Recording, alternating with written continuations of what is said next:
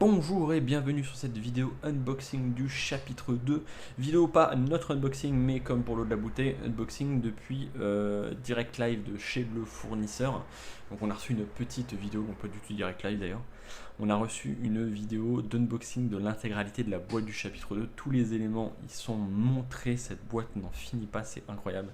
J'ai un petit peu hâte de vous montrer ça et comme pour la première, je vais commenter au fur et à mesure un petit peu tout ce que vous allez voir, probablement un petit peu de spoil sur le matos, probablement pas sur l'histoire, mais au moins vous verrez le contenu de la boîte. Et puis je vais parler un petit peu de tout ce qu'on va voir, de la qualité, de ce qui me plaît, ce qui me plaît moins. Spoiler alert, il n'y a pas grand chose qui me plaît pas. C'est parti. Je switch. Moi je suis le 1, donc je switch comme ça. Et je vais peut-être me caler là-haut, et donc je switch carrément comme ça. Voilà. Voilà, vous avez la vidéo, je vais me réduire un peu. Vous savez quoi? Hop, vous n'avez pas besoin de voir ma tête, comme ça vous allez voir l'intégralité de la vidéo. C'est parti. Et je rappelle, donc c'est un proto, ce qui veut dire que je fais une petite pause. Les petits sachets qui sont là, bien sûr, c'est des sachets de prototype. Ceux que vous aurez, ce sera ceux que vous connaissez, hein, ceux qui sont bien serrés au niveau des cartes. Et bien sûr, il y a des espèces de petits trucs un petit peu qui servent de, on dirait du munchkin d'ailleurs, qui servent pour eux de marqueur, mais c'est parce que c'est un échantillon. Hein. C'est pas, bien sûr, dans la boîte finale. Donc là on a un petit sachet plastique avec, vous avez vu les petits jetons violets, les petits jetons jaunes qui sont donc respectivement pour la corruption et la concentration qui vont être 2 jauges supplémentaires. On va voir les jetons qui vont arriver. D'ailleurs j'ai marqué dans le manuel que vous n'êtes pas obligé de les utiliser. Si pour vous ça complexifie trop le jeu, ne vous servez pas de ces trucs là et vous s'en servirez plus tard quand vous vous sentirez à l'aise, mais ils ne sont pas nécessaires à la réussite du jeu. Ensuite, qu'est-ce qu'on a d'autre? Je crois qu'on va ouvrir des tonnes de cartes, hein, donc je vais un petit peu commenter tout ça. Donc là, il y a des cartes, je crois que vous connaissez déjà. Donc ça, c'est l'alchimiste. Ok, il y a un petit peu d'alchimiste. Vous avez vu une bombe passer qu'on a réimprimée. Je crois que c'est la seule qu'on a réimprimée. Celle-là et le kit de réparation. Donc vous pourrez dégager les anciennes quand vous recevrez le chapitre 2. On a quoi d'autre? On va avoir les équipements en début de partie. Ça, c'est des cartes que vous connaissez déjà. C'est des équipements en début de partie. Je rappelle, ça va former une petite pile qui va vous permettre, quand vous allez commencer des parties dans le chapitre 1 notamment, de vous équiper beaucoup plus rapidement. Vous n'allez plus aller chercher dans la pile du forgeron, mais vous allez les chercher dans cette pile-là. Et donc, vous allez gagner du temps d'install. Parce que le chapitre 1 se met en place très très vite en fait. Et c'est cette partie-là qui est un petit peu laborieuse. Donc là, vous allez gratter un temps fou parce que vous allez fouiller dans 20 ou 30 cartes et guère plus, quoi. Ok, donc ça c'est good. Ensuite, les prochaines cartes, c'est quoi? On doit avoir peut-être encore un petit peu d'équipement en début de partie. Il doit en manquer une petite dizaine, on va les voir, je pense. Elles sont là. Ouais, bah, forcément, il y a pas mal de dagues. Hein, dans le cas où vous nous prenez plein de persos qui ont des dagues. Et après, on attaque. Donc là, c'est les cartes de classe. On a vu les cartes de la roublarde, on a vu les cartes de l'usurpatrice, là c'est une qui a ça à l'instant T, on a vu les cartes de la guerre Sylvam. Il y a pas mal de persos qui arrivent avec leurs cartes, hein. Je rappelle que la plupart des persos sont un petit peu plus complexes que dans le chapitre 1, ils ont des mécaniques propres, et de ce fait, ils arrivent avec leurs jetons, ils arrivent avec leurs cartes, pour avoir des effets un petit peu plus chiadés, avoir des persos qui sont un petit peu plus complexes à jouer. Donc là, on a l'éclaireur Sylvam, ok, et on a les nouveaux événements. Les événements, il n'y en a pas tant que ça en plus, on en a fait quelques-uns, mais on n'a pas eu tant d'idées incroyables qui ne soient pas déjà des redites de ce qu'on a fait, donc on s'est dit qu'on allait rester sur des idées nouvelles, intéressantes et qui répondent à des problématiques du chapitre 1, notamment qu'est-ce qui se passe quand je fais un échec critique, c'est dommage, je tape pas mon copain, bah, typiquement il y a un événement pour ça maintenant. Donc on a un petit peu réfléchi à ça et on a comblé les trous plus que de rajouter du matos pour rajouter du matos à ce niveau-là. Pour nous, il y avait des angles d'accès, enfin des angles à travailler qui étaient un peu plus intéressants que simplement rajouter des cartes d'événements pour rajouter des cartes d'événements. Je dis pas qu'on n'en fera pas plus à l'avenir, ça arrivera probablement, mais dans le chapitre 2, c'était pas là-dessus qu'on a mis l'accent. Alors là, on va avoir énormément de matos de forgeron, hein, donc des armes or et argent. Je rappelle qu'il n'y a pas d'armes bronze qui débarquent dans le chapitre 2, ni d'armure bronze, ni rien. C'est que de l'argent et de l'or. L'idée, c'est aussi de vous donner plus de possibilités de vous équiper et de ne pas vous donner des saloperies qui vous serviront jamais, hein, en réalité. Hein. Si pour vous donner une arme qui tape à 3 que vous allez vite squeezer pour autre chose, c'est pas intéressant. Donc toutes les armes sont argent ou or. Et deuxième chose, c'est que vous avez un petit peu regardé là, vous avez énormément de texte quasiment sur chacune des cartes. Je ne crois pas qu'il y ait une seule arme qui débarque qui fasse juste inflige tant de dégâts. Elles ont toutes des effets supplémentaires. Très souvent, quand elles ont des effets supplémentaires, elles vont taper moins fort que celles que vous connaissez déjà. Donc par exemple, vous allez avoir une arme qui tape à 7, et bah là vous allez avoir une arme qui tape à 6 ou à 5, mais qui va avoir un effet supplémentaire, qui va contrebalancer. Sinon, si je vous mets un truc qui tape exactement pareil, mais qui a des effets en plus. Bien sûr, vous allez prendre le truc des effets en plus. Après, j'aurais pu monter un petit peu les stats aussi, et je crois qu'il y a certains où c'est le cas. Donc vous allez avoir tout un tas d'armes. Je rappelle que toutes ces armes, toutes ces cartes, si vous êtes vraiment curieux, sont disponibles sur l'encyclopédie. Je vous mettrai le lien dans la description. Vous pouvez toutes les lire. Elles sont mises à jour. Vous avez plein de choses et plein de lore à lire. Donc ça, c'est les capacités de niveau 1. Je rappelle les capacités de niveau 1. J'en profite pour faire la promo. Capacités de niveau 1, vous allez pouvoir les choisir quand vous prenez votre perso, soit dans le chapitre 1, soit dans le chapitre 2. Et vous allez pouvoir dire, je vais prendre une capacité niveau 1. Cette capacité niveau 1, elle n'est pas donc limitée à un personnage, elles ont simplement un prérequis d'apprentissage. Par exemple, force 4. Donc il y a quelques persos qui ne vont pas pouvoir prendre certaines des capacités, mais la plupart des persos peuvent prendre à peu près tout et n'importe quoi. Ce qui veut dire que vous allez pouvoir vous en servir pour arrondir les angles, rajouter des compétences, des capacités à votre personnage qu'il ne fait pas normalement. Un barbare qui peut se soigner un petit peu, ça reste moins fort que du niveau 3, mais ça permet d'arrondir un petit peu tout ça. Ça donne des possibilités. Un guérisseur qui va prendre, je sais pas, lumière aveuglante qui va lui permettre de taper un peu. Je suis niveau 1, j'ai pas de quoi taper, j'aime bien les talismans, je le garde, ok, je peux taper quand même avec ce truc là s'il y a besoin de terminer quelque chose. Voilà, donc vous allez avoir ce genre de possibilités là qui sont assez intéressantes pour vous en termes de personnalisation et en termes de stratégie. On va probablement passer aussi devant les capacités de niveau 7. Voilà, donc là c'est les capacités de niveau 1 avec le dos orange. Toujours pareil, les couleurs sont très brillantes, c'est très très beau. Qu'est-ce qu'on a d'autre? On a ensuite malédiction. Donc là il y a encore un petit peu d'événements. Je rappelle, la découpe elle est verticale, mais nous on les envoie en horizontale. Ils sont traités ce qui veut dire que les paquets ne sont pas reliés. Donc la première chose que vous allez faire quand vous allez avoir la boîte, c'est en gros mettre les violettes avec les violettes, les jaunes avec les jaunes et puis les oranges avec l'orange. Armure en peau de bête, tout un tas d'armures et de boucliers dans ce chapitre 2, notamment du matos pour les intelligences foi ne seront plus uniquement équipés ceux qui ont de la force et de la dextérité. Ce qui veut dire que vous allez pouvoir, même ceux qui ont de la dex, de la pure dex, auront des stuffs qui ne seront pas aussi forts bien sûr en termes de réduction de dégâts que les armures classiques de bourrin, mais ça va leur permettre de réduire un petit peu les dégâts parce qu'il va y avoir les monstres intermédiaires qui débarquent. Dans le chapitre 2, vous allez avoir des moments de tartine, vous allez peut-être enchaîner 4-5 combats assez rudes sans vous régénérer, donc juste en buvant de la potion, des choses comme ça, en faisant avec ce qu'il y a, c'est pas toujours facile, donc voilà, il vous faut des capacités de réduction de dégâts, qui plus est, ça permet aussi à ces mecs-là de réfléchir avec un bouclier, une armure, tout ça. On a des nouvelles runes, on a tout un tas de nouvelles runes, on a les runes donc, qui arrivent qui sont à cheval sur deux capacités, vous allez avoir par exemple deux caractéristiques, les runes par exemple force dex, intelligence foi, etc., etc. Et bien sûr elles existent pour plus ou moins tous les combos.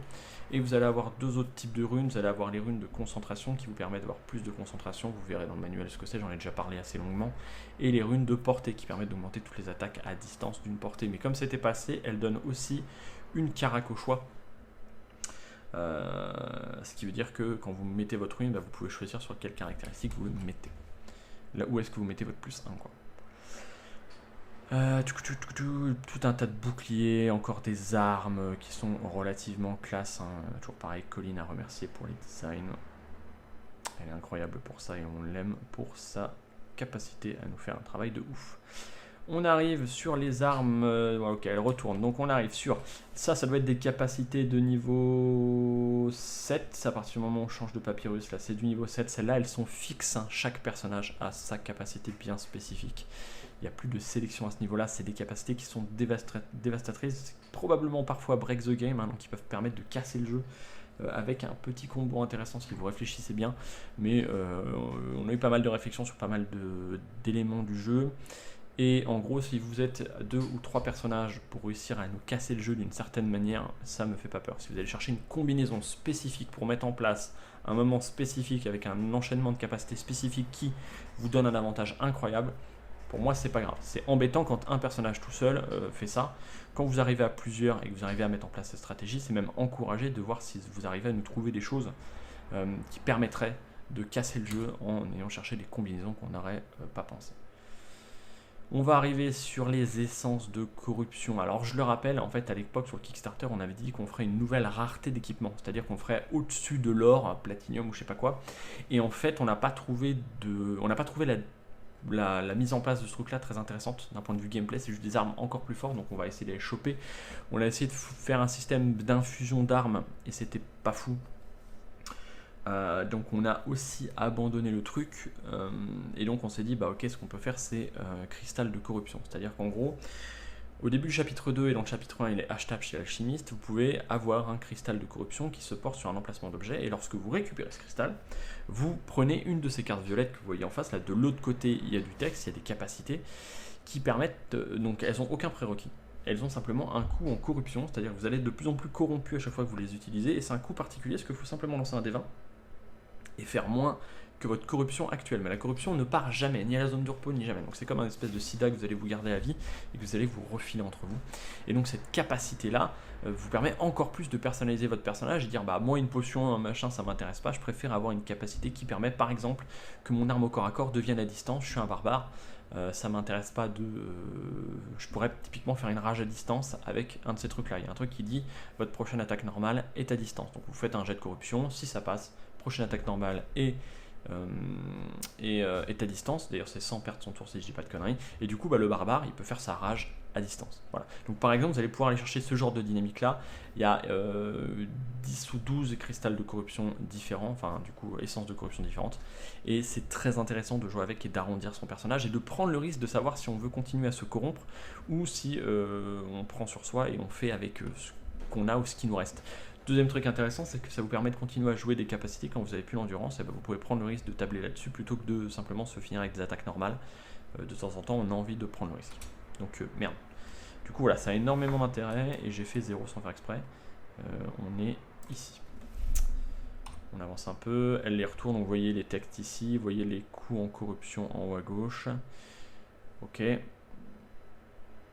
Et ok, donc ça c'est bon, c'est good, capacité de niveau 1, tout ça on a vu, merci madame. On peut passer à la suite c'est quoi? C'est maintenant bah, bien sûr les cartes de monstres, hein. Donc là on va voir les boss, les monstres puissants, les monstres intermédiaires, il n'y a pas de monstres, si il y a deux monstres de base pardon. Il y a une nuée de guêpes et des sangsues Goliath je crois qui sont considérés comme des monstres de base, tout le reste. Vous voyez d'ailleurs la petite étoile, hein, je ne sais pas si vous avez fait attention, je vais stopper quand on envoie une, là, hop, là on envoie une, la petite étoile sur la mandragore qui indique que le monstre est intermédiaire.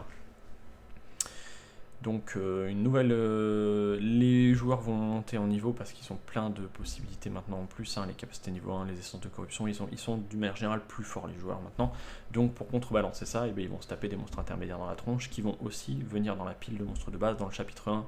Dès lors que vous rentrez, ou dès lors que quelqu'un passe niveau 3 je crois, les monstres intermédiaires rentrent dans la pile. Et ils ont beaucoup plus de points de vie, hein. C'est vraiment un mi-chemin entre les monstres intermédiaires et les monstres, enfin entre les monstres de base pardon et les monstres puissants. Qu'est-ce qu'on a d'autre? Alors on voit des monstres puissants, c'est toujours aussi beau, c'est toujours aussi grand. On remercie toujours Shredder pour les dessins, il est incroyable ce mec là. Toujours pareil, hein, ça me coûte un pognon monstre de faire des dessins aussi beaux, aussi grands, aussi forts, mais il faut ce qu'il faut. Pour moi un bon jeu de rôle, il faut que ça soit stylé. Très très stylé, donc à peu près 150 balles par illustration, faites le calcul, hein, il y en a une bonne, encore une bonne trentaine. Ça fait un budget juste pour les illus quoi. Alors là, voilà, typiquement, là, c'est le premier problème. D'ailleurs, le seul problème, je crois, de la boîte, hein, mis à part qu'on a vu vite fait sur la boîte qu'il y avait un petit bout qui était mal collé. Ça, je l'ai remonté, mais ils m'ont dit on fera attention, je vous avais intérêt. Bref, ça, c'est le storybook. Donc, normalement, il devrait y avoir une couverture là-dessus qui est verte, qui n'a pas été émise. Donc, je leur ai dit, les gars, qu'est-ce que vous m'avez foutu? Ils m'ont dit, bah, effectivement, c'est une erreur. Donc, ils sont en train de réimprimer ces machins-là. Et ils vont les rajouter. Hein. Comme c'est du carré-collé, ils peuvent simplement réimprimer et recoller sur les 2000 exemplaires de storybook. Mais ça va leur faire perdre quelques jours sur la production et il y a des chances que ça retarde. Hein, je vous l'ai dit qu'on n'est jamais à l'abri d'une connerie. De quelques jours. Pas 3 mois, ne déconnez pas. En gros, on devait être ramassé le 23, je l'ai appris hier, et apparemment, ils ne seront pas prêts pour le 23. Donc, on sera peut-être ramassé une semaine plus tard, donc le 30. Donc, au lieu d'être tout début octobre, on sera peut-être la première semaine d'octobre. En gros, ça va décaler d'une semaine. Hein. Ça décale pas grand-chose, mais quoi qu'il arrive, le book comme ça, où il n'y a pas la couverture, je trouve ça un petit peu bête, hein, d'autant que Colin avait fait une très très jolie couverture. Donc vous, il y aura une couverture verte, hein, un petit peu à l'instar de ce que vous avez sur la boîte du jeu. Il n'empêche que ça, c'est donc le storybook, hein, donc c'est un livre carré-collé qui fait donc 232 pages, je ne dis pas de conneries. Vous n'avez pas de numéro de page parce que vous n'avez rien à faire, ce qui va compter, c'est les numéros des paragraphes qui sont ici. Et espérons, ça c'est un peu, espérons qu'il n'y a pas de conneries. Ça a été fait, je l'ai codé le machin, donc ça a été ressorti. S'il y a un seul paragraphe où le numéro est pas bon, vous pourriez ne pas finir le jeu. Et ça pourrait foutre la merde. J'espère qu'il n'y a pas de conneries. On a relu, re-relu. On n'a pas vu de conneries. Ça avait l'air bon, mais on n'est jamais à l'abri d'un truc, et c'est là pour moi le moment le plus important, c'est qu'il faut surtout pas qu'on se soit chié là-dessus. Sinon ça fait quand même une grande histoire, vous voyez, hein, il y a plein de paragraphes, et tous les champs de bataille et les combats sont à la fin, parce qu'on avait besoin de double page. Donc voilà, vous avez en gros plein de pages de lecture et après plein de pages de combat. Donc on vous dit en gros qu'est-ce que vous allez affronter, comment vous allez affronter, c'est quoi les événements qui sont déclenchables et qu'est-ce que vous gagnez à la fin du combat. Bien sûr un bouquin de règles du jeu qui est pas si long que ça, hein, il fait à peine une vingtaine de pages, hein, toujours pareil quand on a enlevé le contenu de la boîte, les remerciements, les machins. Il n'y a pas tant de nouvelles règles que ça en vrai. Et la plupart des choses, vous allez les lire une fois et vous n'allez jamais y retourner. Hein. C'est du genre, vous vous déplacez de 4 cases, vous n'avez pas le droit de tirer au travers des cailloux, ce genre de conneries là. Je suis obligé de le mettre, hein, mais dans l'absolu, vous pourriez presque partir à l'instinct et réussir à jouer, je pense. Hein. À quelques valeurs près. Un petit marque-page, bien sûr. Là, on voit tout un tas de conneries, comment on tape, la règle de la mauvaise foi, pour ceux qui disaient ça passe à distance. Là, on voit hein, le jeton de... Où est-ce qu'on l'a vu? Encore un petit peu, une page après, je crois. Je m'apprête à faire pause. Hop, non, là. Oh, encore une. Là. Voilà. Là, on voit, il y a de la lumière. Voilà. Ici, en bas à droite, en bas de l'écran, on a cette fameuse jauge hein, que vous allez retrouver donc, dans les jetons juste après, qu'on cale sur la droite de sa fiche de personnage ou sur la gauche, hein, faites ce que vous voulez.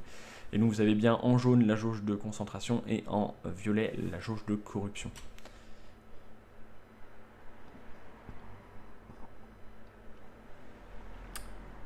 Putain, on a même fait un petit peu de pub à la fin, histoire de vous rediriger vers nos autres créations. Et après c'est parti, alors là c'est la fête du slip, hein. Cette boîte n'en finit pas, hein. On a à peine vu un tiers là, je pense, hein. Parce que là maintenant elle va dépiler donc les champs de bataille, hein. Les champs de bataille qui vont être le truc sur lequel vous affrontez les monstres. Il y a en gros 4 feuilles comme ça pour construire un champ de bataille, parfois 6, je crois qu'il y a, si je dis pas de conneries, je crois que c'est 32 maps ou 34 champs de bataille, dont 4 ou 6 champs de bataille qui ont 6 tuiles pour se construire, donc ils sont un petit peu plus grands que le plateau du chapitre 1. La plupart sinon en ont 4, donc ça les fait un petit peu plus petits que le plateau du chapitre 1. Donc elle va tous les montrer, tous. Ils sont magnifiques, hein. Je suis très content de voir que pareil, un peu comme de la bouteille, les couleurs sont vibrantes et surtout le plus important, et c'est là-dessus que j'avais le plus grand stress, c'était que ça soit pas parfaitement à plat. C'est-à-dire que si je vous fais des trucs de champ de bataille, vous devez poser vos jetons, vos figurines, et ce genre de choses là, mais que ça gondole, et ben c'est pas jouable. Et donc c'était hyper important pour moi et j'ai insisté que le matériel choisi soit parfaitement à plat. Et ça a pas l'air mal, hein. Ça a l'air épais, ça a l'air lourd, ça a pas l'air de gondoler une seule seconde, c'est hyper propre. Donc en plus il y a une belle lumière dessus, donc ça spoil pas trop. On va avancer parce qu'elle les retourne, là j'avance 10 secondes, il y en a encore, 10 secondes, il y en a encore, et on dit que c'est fini, mais en fait c'est pas fini. 10 secondes, il y en a encore, il y en a encore, il y en a encore, il y en a, what milliards, je crois que c'est 72 tuiles. Donc vous allez pouvoir vous amuser à les regrouper, hein, au moins la première fois, par numéro, vous allez voir il y a des numéros à gauche, comme ça vous avez trié, et après let's go quoi. 72 tuiles, ça fait beaucoup, hein. Putain, on est vraiment des... C'est en voyant cette boîte là qu'on se rend compte qu'on en a mis beaucoup du matos dans la boîte.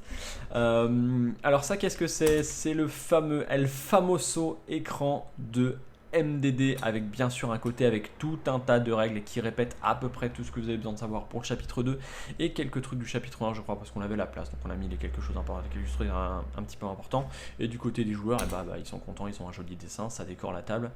C'est toujours sympa. Ensuite, les persos, qu'est-ce qu'on a? C'est parti, les persos au nombre de 12, si je dis pas de bêtises. Paladin, donc un soigneur défenseur. Roublard, force de frappe support.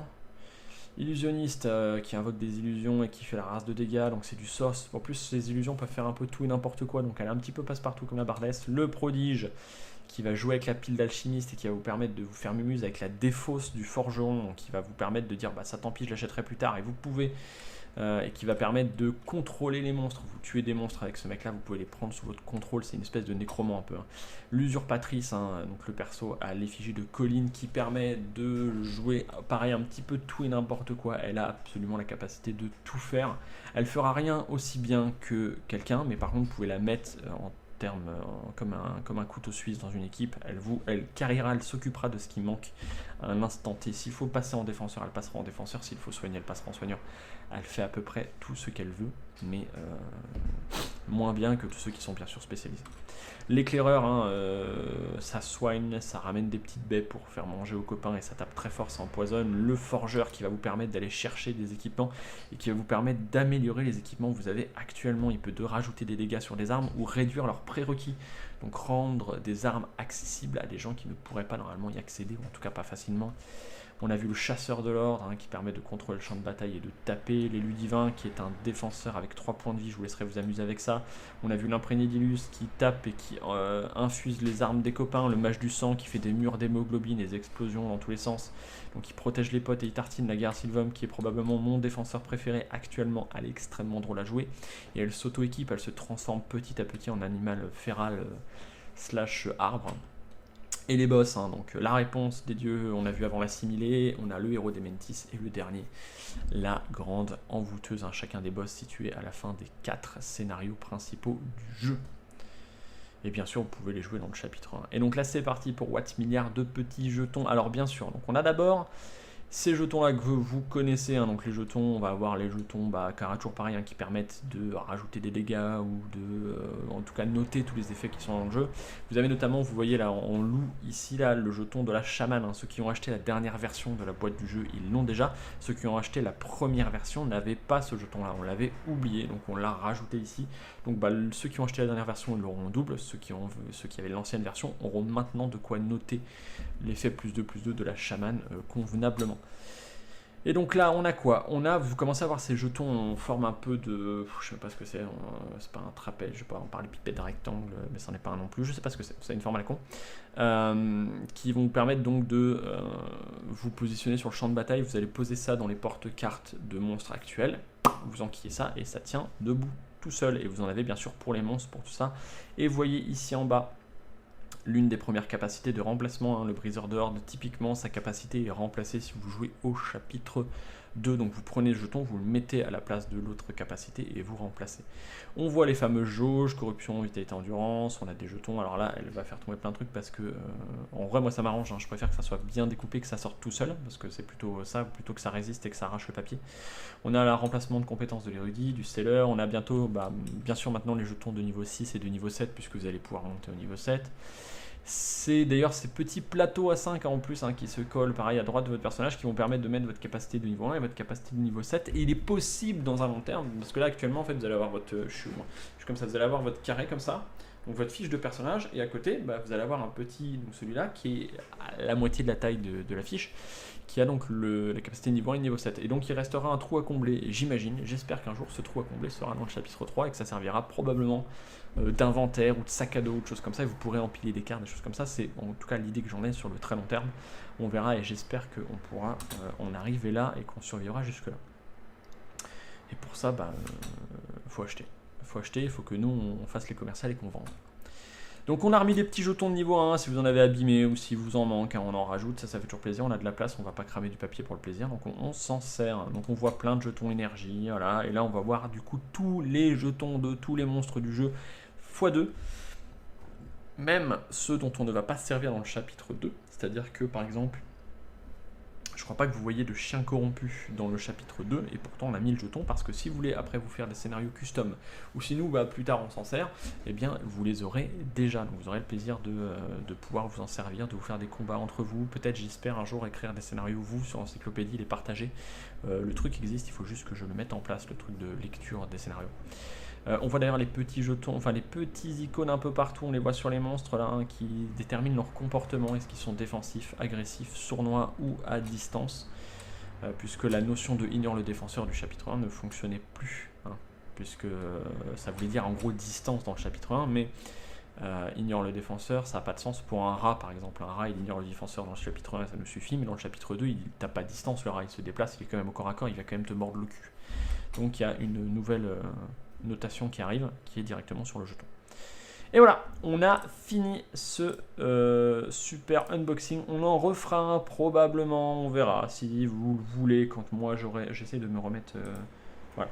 On en refera un probablement quand on aura, nous, la boîte. La boîte, si tout se passe bien, elle est actuellement en transport. Donc nous, on a des échantillons qui arrivent. Donc calmez-vous, ça ne veut pas dire que vous l'aurez dans pas longtemps, ça veut dire que nous, on l'aura dans pas longtemps et qu'on pourra vous la présenter, notamment à Orléans. Je rappelle, on sera là à Vichy, on sera là à Octogone et on sera là en Normandie, je vais y arriver, Cidre et Dragon. Donc on pourra vous présenter tout ça et ça sera bien cool. On ne présentera probablement pas le chapitre 1 mais que le chapitre 2. On vous fera des petites démos avec un scénario spécifique salon qui a été écrit pour ça. Donc quand on recevra la boîte, je ne sais pas s'il y aura besoin de vous refaire un unboxing. Celui-là est finalement pas si mal que ça. Vous me dites en commentaire si vous voulez un unboxing de nous. Si vous voulez qu'on vous en refasse un en plus, bah, on vous en refera un avec grand plaisir. Et en tout cas, j'espère que ça vous a plu. Donc apparemment une petite semaine de retard potentiellement pour l'arrivée des boîtes, mais de toute façon on est à peu près dans les mêmes eaux, ça change rien, fin septembre, début octobre, quelque part par là. Mais tout ça pour avoir ma petite couverture du livre de scénario. Voilà, c'est à peu près tout pour moi pour aujourd'hui. En tout cas, moi je suis globalement rassuré parce que ça a l'air beau, propre, les couleurs sont bien pétantes, le matos a l'air de qualité, mais ça, sur la qualité du matos, j'étais pas trop inquiet. Et surtout, les champs de bataille sont bien à plat. Et ça, ça fait descendre la pression parce que j'ai l'air con si je vous fais jouer sur des bols à soupe. Faites pas de bêtises, j'espère que ça vous a plu, n'hésitez pas à commenter. J'aimerais bien peut-être, dernière petite chose, faire une FAQ dans pas longtemps, chapitre 2, c'est peut-être le moment de poser vos dernières questions, de voir les derniers petits points que vous n'auriez pas su, compris ou entendu à l'instant T. Donc je pense que je vous mettrai en place ce truc là. Si une FAQ ou Paria ou chapitre 2 ou global vous intéresse, faites-le moi savoir en commentaire, ça m'intéresse de savoir si vous voulez nous poser des questions. Si c'est le cas, je ferai un truc sur Facebook, tout ça vous pourrez un petit peu blablater les questions. Je vous fais des gros poutous, merci, pas de bêtises, prenez soin de vous et passez un excellent week-end puisqu'on est samedi, le jour où je filme ça.